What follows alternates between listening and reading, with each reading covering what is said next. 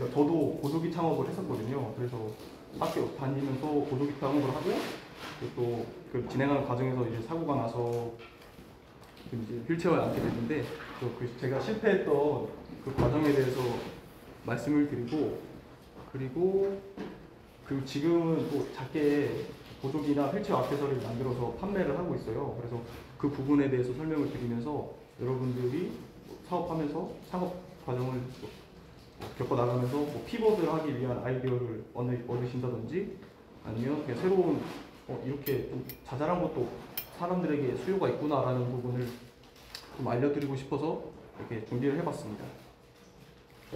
우선 저는 저에 대해서 먼저 간단하게 설명을 드리면 중학교 때부터 막연하게 로봇공학자, 기계공학자가 되고 싶다는 생각을 하고 있었어요. 근데 그러다 보니까 그때 당시에 막 유행하고 있었던 3D 프린터에 대해서 좀 관심을 갖게 되었고 그때 이제 완제품은 300만 원 정도의 가격으로 너무 비쌌어서 DIY 제품을 알리익스프레스에서 직구를 해가지고 조립을 해서 사용을 하고 했었던 상황입니다. 그렇게 해서 이제 그 중학생의 나이에 그런 걸 만들고 하다 보니까 약간 중2병처럼 나는 3D 프린터 전문가가 아닌가? 라는 생각을 좀 하게 됐었어요. 왜냐면 제가 또 워낙 촌에서 살았고 그때 당시에 3D 프린터가 비싸다 보니까 그런 것들에 관심을 갖고 계시는 분들은 많이 있었지만 실제로 써보셨던 분들은 많지 않았거든요. 그래서 이제 그런 어떤 컨셉을 갖게 되니까 3D 프린터에 관련된 기사들을 다 보고 그랬습니다. 그러다가 발견한 게 이 다니엘 프로젝트인데 아마 알고 계시는 분들도 있을 것 같아요. 남수단에서 내전으로 인해서 절단 사고를 겪으신 분들에게 3D 프린터로 저렴하게 이런 의술을 제작을 해드리는 그런 프로젝트였는데 저도 이걸 보고서 나도 사람들에게 도움을 줄 수 있는, 특히 장애인 분들에게 도움을 줄 수 있는 기술자가 되고 싶다라는 생각을 가지고 중학교, 고등학교를 다녔습니다. 그렇게 해서 대학생이 되고 이제 열심히 꿈을 꾸고 학교에 왔으니까 그런 활동을 해야 되잖아요. 근데 대학교 1학년 때는 여러분들도 아시다시피 전공을 배우기보다 보통 교양을 많이 배우잖아요. 그래서 교양을 배우다 보니까 어떤 기술자로서의 역량을 기를 수가 없었어요. 그래서 그것을 기르기 위해서 자작 자동차 동아리에 들어가서 용접, 절곡, 밴딩, 설계 이런 부분들을 열심히 익혔습니다. 그렇게 하면서 그 기술들을 가지고 열심히 유니버셜 디자인 대회나 메이커톤에 참여를 했었습니다. 그때 당시에 이렇게 참여해서 수상했던 내용이고요. 1년에 한 5개 정도 열심히 나갔던 것 같아요. 그러면서 이제 그런 활동을 해보고 이제 2학년이 될 때쯤에 친구들은 군대를 가고 저는 이제 아버지 일을 도와드리려고 집에 남았었는데 그때도 간간히 이런 유니버셜 디자인 대회에 참여를 했고 그때 발견한 아이디어로 학교에서 창업을 시도를 하게 되었습니다. 창업 동아리를 이제 개설을 해서 활동을 한 거죠. 그때 아이디어가 이렇게 길이 여기 보이시는 목발이거든요. 근데 저희가 메이커톤에서 저도 아이디어를 얻어서 창업을 진행을 했던 거여서 여러분들에게 좀 말씀을 드리면 좋을 것 같은데 근데 혹시 아이디어 발굴은 어떤 식으로 하셨는지 팀별로 좀 여쭤볼 수 있을까요? 발굴의 과정? 이쪽부터. 네. 저희 같은 경우는 저희 목요일 아침에 정기회의를 해요. 네. 정기회의를 할 때 저희가 게임 같은 걸 저희 아이들을 게임으로 정했거든요. 네. 그게 어떤 게임이냐면 일단은 환경보호나 이런 아이디어 같은 거를 마인드맵으로 이렇게 표시를 해요. 그 중에서 마음에 드는 주제를 고르고 그 주제를 가지고 그 짝을 두 명씩 짝 지어가지고 한 번 더 아이디어를 냈어요. 내가 한 번 더 아이디어를 낸 후 그 아이디어 나온 것 중에서 투표를 해가지고 키워드를 정했습니다. 그리고 그 키워드를 정한 대로 저희가 또 따로 아이디어를 내고 그렇게 조금 조금씩 구체화해가는 방식으로 정했습니다. 그러면 직접 체험을 해서 아이디어를 얻으신 건가요? 네. 게임 제가 처음 친해질 겸 해서 그렇게 아이스 브레이킹 형식으로 일단 게임 형식을 좀 사용해가지고 저도 즐기면서 조금 카테고리 형식으로 그 아이디어를 냈고 실제로 그 카테고리 아이디어에 맞춰서 저희가 따로 아이템을 따로 만들고 있습니다. 감사합니다. 그 이쪽 팀은 저희는 의지보조 동아리여서 절단장애인을 중점으로 협회나 그런 사이트에 들어가서 소통망을 보고 그분들이 직접 수요를 확인하시고 수요를 보고 또 오픈 채팅방 같은 데 들어가서 이제 어떤 게 불편하신지 그런 거 위주로 상의해서 아이디어 회의. 뒤에 팀은 어떠신가요?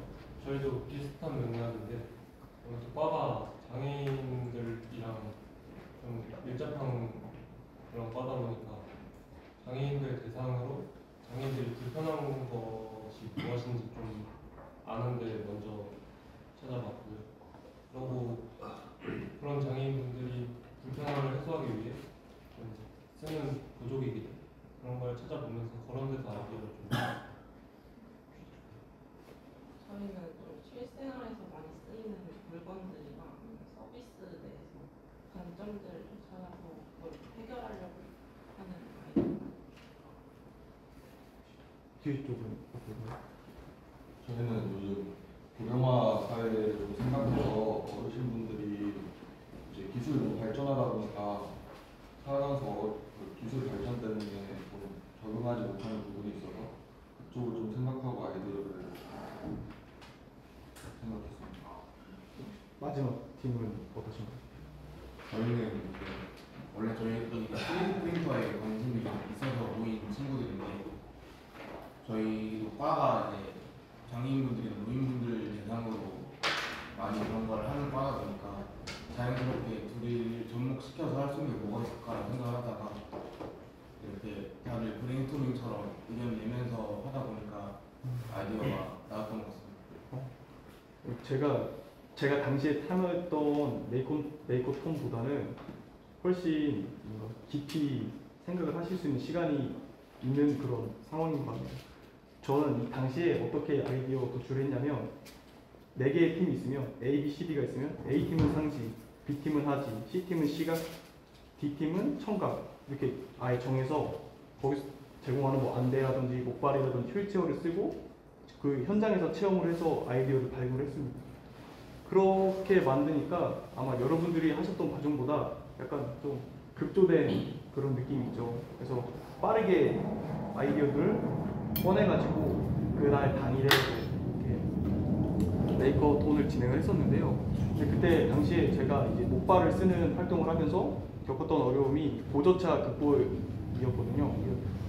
그 언덕을 오르거나 내리거나 또는 계단을 오르고 내릴 때 그 목발과 목발 손잡이와 그 어깨바지 사이에 그 위치가 고정이 되어 있다 보니까 이렇게 높이를 극복할 때 동작이 이렇게 접혀야 되는데 여기 고정이 되어 있으니까 그런 부분에서 좀 부자연스러운 동작이 나왔고 그게 이동에 어려움이 되었습니다. 그래서 즉각적으로 버튼을 눌러서 길이를 조절할 수 있게 만들자라는 아이디어를 얻었어요. 그래서 보시면은 이렇게 목발이 또 오랫동안 안 눌러가지고 이걸로 합니다. 예, 여기 보시면 여기 이렇게 버튼이 있잖아요. 이 버튼을 눌러서 바로 길이가 조절되도록 해봤고 그 다음에 이제 프로토타입이 계속 만들어졌습니다. 당시에는 이제 그 목발을 쓰는 장애인이라고 하면 사실 중증이신 분들보다는 단기적으로 뭐 발목이 부러지거나 뭐 염좌가 있거나 뭐 깁스를 하셔서 쓰시는 분들이 많은데 저희가 주어진 시간 동안 생각했던 게 딱 그 정도 수준이었던 것 같아요. 근데 당시 저희는 이게 굉장히 좋은 아이디어라고 생각을 하고 계속해서 제작 활동을 했습니다. 그렇게 해서 이거를 작동 한번 보여드리면 이게 제가 다치기 전에 모습이거든요. 이렇게 해서 길이를 바로 조절해서 계단을 올라갈 수 있다. 이런 식으로 이제 간단하게 보여드리는 건데요. 그런데 이제 저희가 이런 활동을 하고 여러분들도 이제 그 창업 동아리 활동을 하시면 보통 공모전을 많이 나가시죠. 아이템을 가지고. 근데 그 공모전을 저희도 당연히 그랬어요. 그래서 이 아이템을 가지고 지역에 있는 공모전을 많이 나가서 수상을 많이 했습니다. 그렇게 해서 3개월 정도 열심히 활동을 하다 보니까 팀원분들이 갈라지기 시작했어요. 우리는 이제 한 분은 포트폴리오를 난 충분히 채웠다. 한 분은 시간적으로 너무 부담이 많이 된다.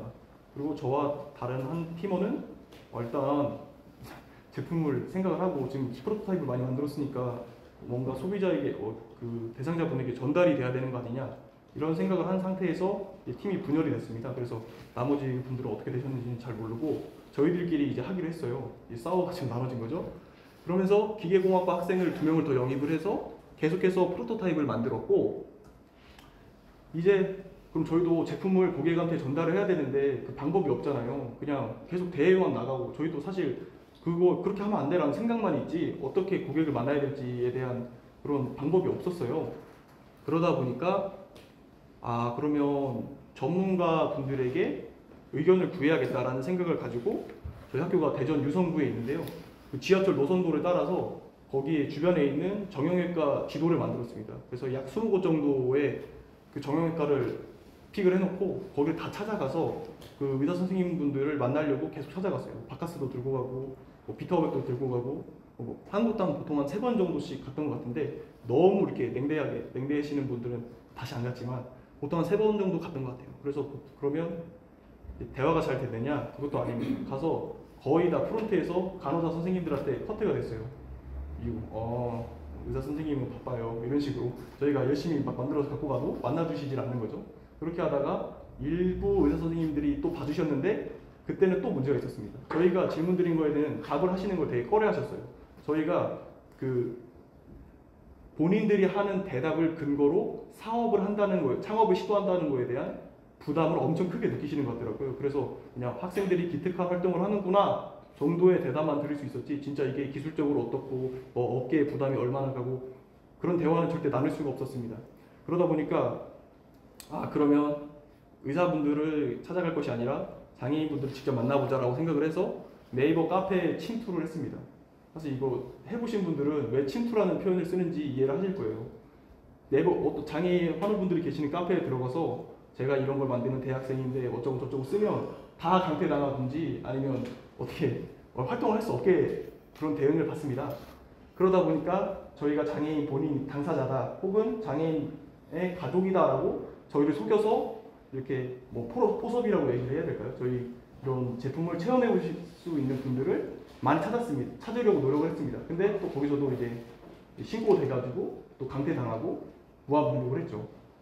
그러니까 이제 저희는 제품만 열심히 만들어 놨는데 뭐 이렇게 보여드릴 수가 없는 거예요. 그래서 일단은 거기서 큰 문제를 많이 겪었고, 그리고 또 사업계획서도 이제 그때쯤에 열심히 작성을 해서 예창에도 집어넣고 다른 뭐 교육 프로그램에도 집어넣고 하잖아요. 그러려면 이 제품에 대한 사람들의 근거가 있어야 되는데 전문가가 어떻게 얘기했다, 뭐라고 할까요? 사용자들 중에 70%가 긍정적으로 평가했다 이런 내용이 꼭 필요하잖아요. 그래서 거기서 시장성을 평가하는 내용들을 넣어서 사업계획서를 작성을 하게 되는데 그 근거도 많이 부족했던 그런 문제가 있었습니다. 그러다 보니까 그러면 저희가 이 인터뷰 참여자분들에게 보수를 드리고 그렇게 해서 인터뷰를 얻어보자라고 결론을 얻었고, 그렇게 시도를 하니까 저희가 또 학교 창업팀이다 보니까 문제가 뭐였냐면 예산을 보상 형태로 제공을 해드릴 수가 없었어요. 예를 들어 하물며 커피 쿠폰 정도도 제공을 해드릴 수 없었습니다. 그러니까 학교에서는 그게 부정적으로 사용되는 것을 방지해야 되는 게 당연히 그런 의무가 있으니까 그런 것의 보호 차원에서 못하게 하셨던 것 같아요. 그래서 그러면 외부 투자를 받아야 되든지 아니면 예창표에 통과를 해야 되는데 그러기에는 학생으로서 시도하기에 시간이 너무 많이 걸리잖아요. 예창표도 보통 한 3-4개월 정도 걸리잖아요. 확인되는 데까지만 해도. 그리고 여러분들이 저보다 훨씬 잘 아시겠지만 보조기는 인증의 과정이 정말 길잖아요. 제작 업체부터 해가지고 이게 사용자에게 어떤 영향을 줄 수 있는지에 대한 평가가 필요한데 그 비용도 정말 많이 듭니다. 잘 아시죠? 그래서 이 돈이 일단 있어야 사업이 굴러가는데 그러려면 예창표를 따야 되는데 시간도 없고, 예창표를 따려면 인터뷰 내용이 돼야 되는데 인터뷰도 없고, 그래서 제가 좀 잘못 생각했던 게 저는 노가다를 갔습니다. 사업 자금을 찾으려고. 그래서 돈을 벌 수 있는 방법이 없으니까요. 왜냐하면 사업이 돌아가려면 일단 예창업 동아리 자체는 돈을 벌기 위해서 하는 거고, 그게 아니면 사회적인 가치를 창출하기 위해서 하는 건데 그러려면 예산이 있어야 되고 돌아가야 되는데 돈이 없었던 겁니다. 그래서 저는 진짜 현실적으로 말씀을 드리는 거예요. 그래서 이렇게 공사 철거하면 현장에 가서 정리도 많이 했고요. 뺑기질도 많이 했습니다. 이렇게 페인트 업체 따라다니면서 용돈벌이 많이 했습니다. 그래서 그 돈으로 또 시제품 만들고 아까 보셨던 여기 보면 이렇게 쫙 있잖아요, 벽면에. 저거 만들려면 다 예산이 부족해서 저걸로도 좀 충당을 했고요. 그러다가 어쩌지 뭐 돈이 되는 제품을 찾아서 하다 보니까 전혀 관계없는 그 축구화를 판매를 하게 됩니다. 돈을 어떻게든 벌어야 팀원들이 붙어 있고, 그리고 또 그래야 또 새로 개발이 되고, 그리고 또 운영이 되고 실적이 있는 거고, 그 근거로 또 사업 계획서도 만들고 거기서 또 예산을 따고 이런 식인 거잖아요. 그래서 제가 일본에 가서 축구화를 수입을 해봅니다. 정말 생뚱맞죠.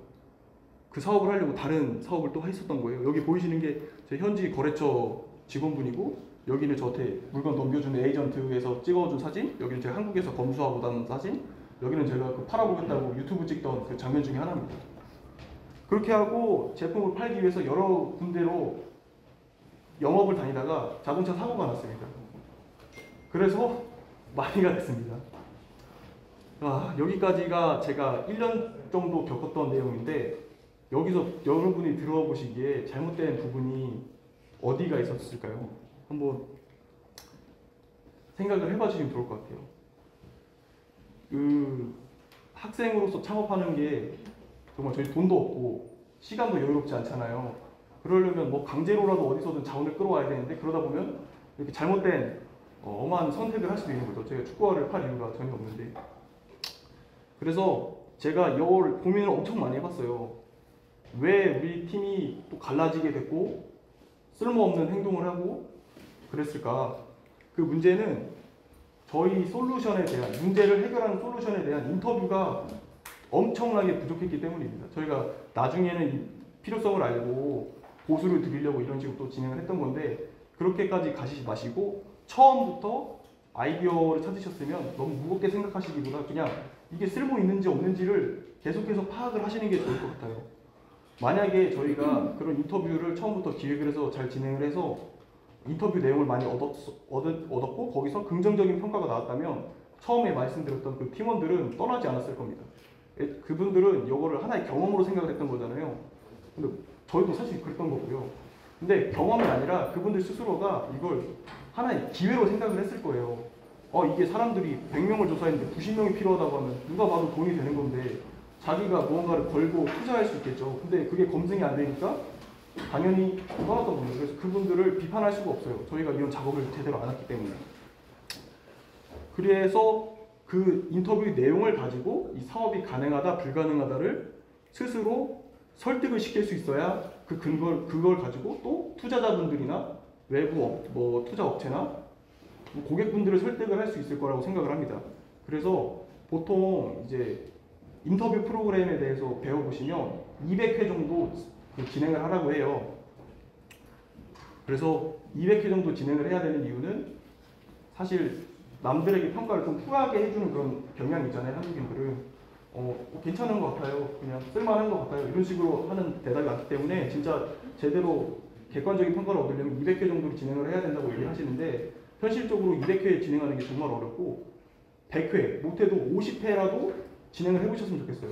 그리고 설사 거기서 안 좋다는 평가를 받으시면 그냥 간단하게 그만하셔도 돼요. 그걸 막 강제로 끌고 가고 그렇게 하는 건 실제로 사회에서의 수요랑 반대된다는 얘기니까, 거기서 피벗을 하시거나 아니면 또 인터뷰를 하시는 과정에서 나오는 조금만 원래는 내가 생각했던 문제의 본질이 이건데 약간 다르구나, 여기에 다시 집중을 해보셔도 되고, 아니면 문제는 그대로 두고 솔루션을 계속해서 교체해 보셔도 됩니다. 제일 중요한 건 자꾸 지수를 개발하기보다 그 전에 이게 진짜 필요한 건지 어떤 분들에게 필요한 건지를 많이 인터뷰를 해보시기를 추천을 드리고 싶습니다. 그래서 저희가 들어갔던 문제가 고객 입장에서 목발 쓰는 사람들 필요해 라고 하는 저희만의 생각이 아니라 진짜 고객분들의 인터뷰에 대한 대답을 근거로 활동을 하시면은 엄청 좋을 것 같다 라는 저의 후회를 담아서 조금 말씀을 드리고요. 그리고 설문의 형태도 보통 네이버 폼을 많이 쓰시잖아요. 근데 그렇게 하시지 마시고 진짜 직접 찾아가셔서 녹음기를 켜고 대화를 나눠보는 형태로 한 분 한 분 인터뷰를 해보시는 걸 추천을 드릴게요. 저희도 학생 때 이제 학교에서 진행을 하면서 학교에 있는 70분 정도 남학생들한테 조사를 했어요. 남학생들은 또 축구를 하면서 발목도 많이 다치잖아요. 그래서 목발 쓰시는 경험이 대부분 있다 보니까 그런 식으로 진행을 했는데 그분들로부터 제대로 된 답변을 얻기가 힘들었습니다. 친구가 하는 거고 동문이 하는 거고 또 어린 애들이 하는 거고 이렇게 받아들이시다 보니까 그냥 날림 형식으로 많이 진행이 됐던 것 같아요. 그래서 그렇게 하지 마시고 진짜 만나서 대화를 나눠보시고 그거에 대한 뭐 보수가 가능하다면 그런 걸 제공하시는 형태로 진행을 하시는 게 뭐 어떤 분야에서 하시던 그게 꼭 필요한 과정이라고 생각을 합니다. 그래서 이런 검증이 없이 계속해서 만드시면 공학자분들이 거의 그렇잖아요. 거기 한 아이템에 아이디어에 메모리 돼서 그것만 계속 하시는 경향이 있잖아요. 딱 저희 팀이 그랬던 것 같아요.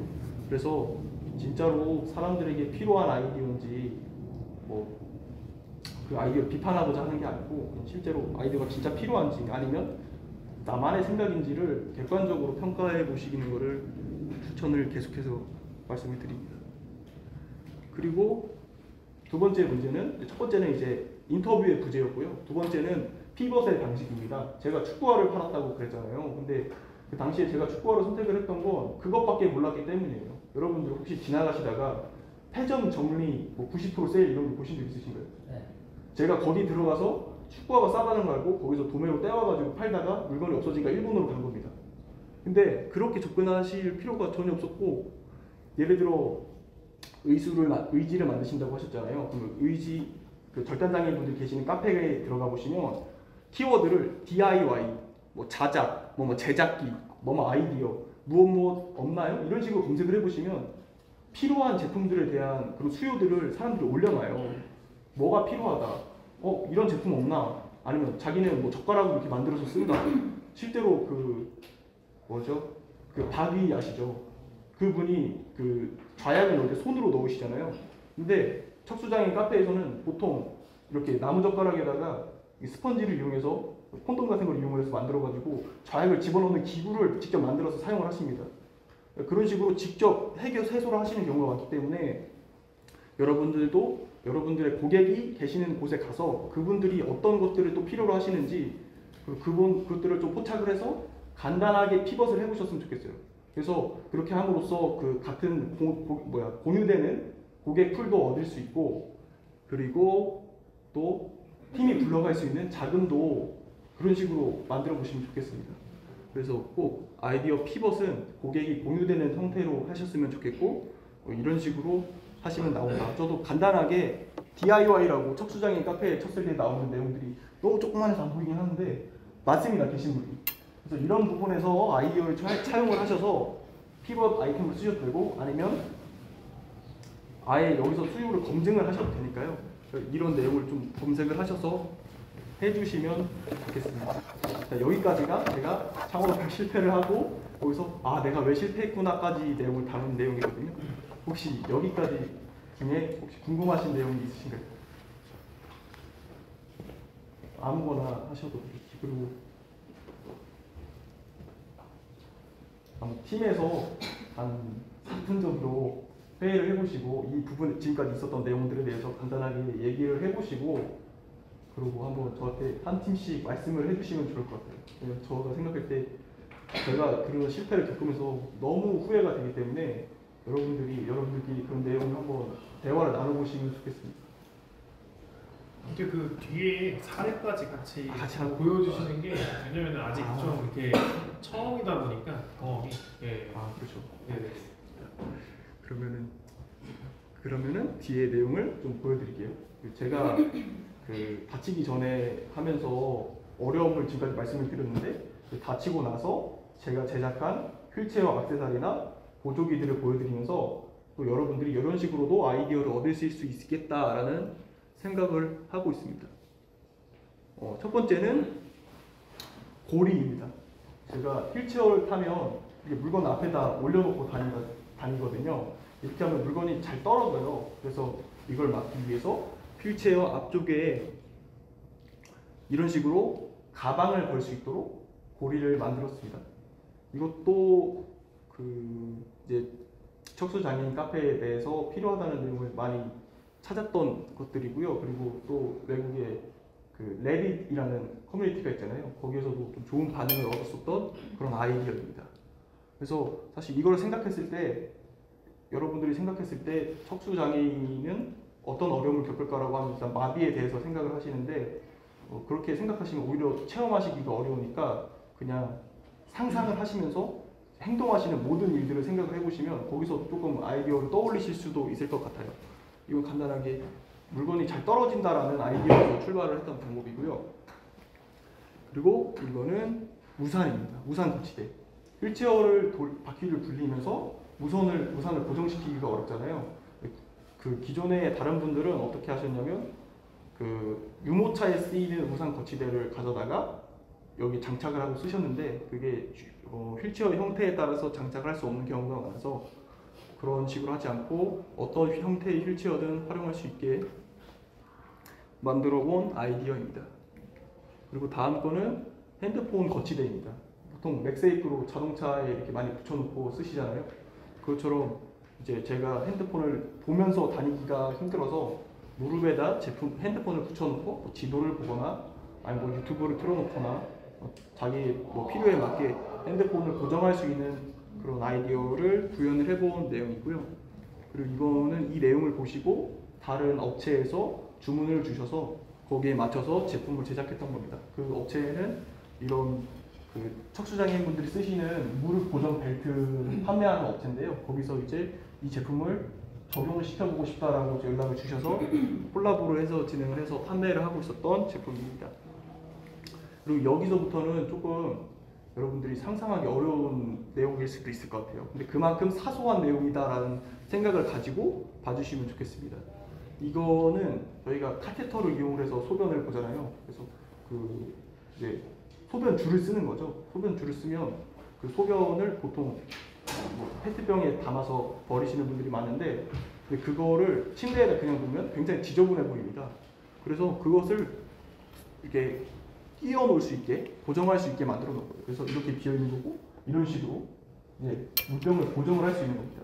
굉장히 사소하지만 필요한 분들이 엄청 많이 계셨어요. 그래서 이런 부분도 있고 그리고 또 이건 그 이제 사지마비를 갖고 계신 분들이 클릭에 좀 어려움을 느끼신다고 제가 알게 되고 그냥 상상을 해서 만든 아이디어인데요. 그 목을 이용해서 마우스 좌우 클릭을 할 수 있게 만들어 놓은 장치입니다. 그래서 그런 식으로 컴퓨터 접근에 대한 내용도 한번 해봤고요. 또 이건 파지가 어려우신 분들을 위해서 판의 형태로 마우스를 이렇게 확장을 시켜주는 거고요. 여기 밑에는 바퀴를 달아서 자유롭게 움직일 수 있도록 쉽게 움직일 수 있도록 만들어 봤습니다. 이제 여기까지는 제가 직접 아이디어를 내서 만들었던 부분이고 그 다음에는 휠체어 업체로부터 수요를 받아서 제작을 했던 것들입니다. 이거 보면 뭔지 아시겠나요? 이거 뭐냐면 휠체어 앞바퀴 있잖아요. 앞바퀴에 베어링에 물이 엄청 많이 들어가요. 그래서 그걸 막아주기 위한 캡입니다. 이게 필요하신 분들이 엄청 많더라고요. 대부분의 휠체어 집에서 나가는 제품들은 다 이 캡을 끼워서 나갑니다.